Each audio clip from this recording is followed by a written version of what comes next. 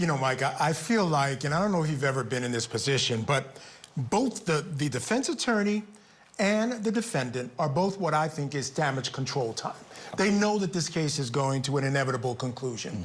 And I think those comments that you talked about from the defense attorney saying, look, I just came on this case for trial. He was his own attorney up until just a little while ago. I think that's about damage control for his own reputation.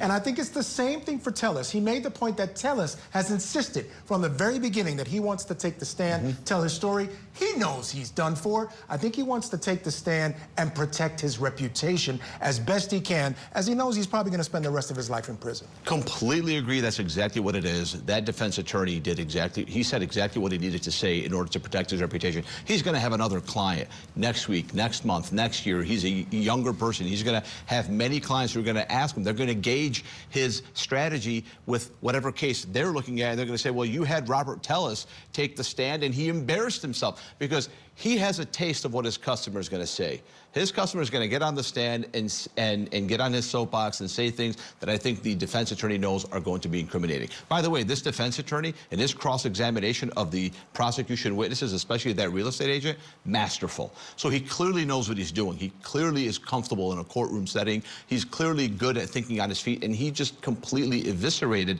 that real estate agent. So I know he's got talent, core talent, experience, and we're going to see what happens when they put on their case on Monday. Yeah, he's a high-profile attorney, absolutely a good attorney. I agree with you, Mike. But at the end of the day, what we all have to remember is that most of the time, defense attorneys lose. Yeah. You know what I mean? They win, right? The prosecution wins over 95% of the time. You're they right. won't admit to it. So most of the time, we lose. So you go in and you do the best you can. You try to protect the Constitution, the rights of the defendant, and you take what you get. Yeah, you're absolutely right.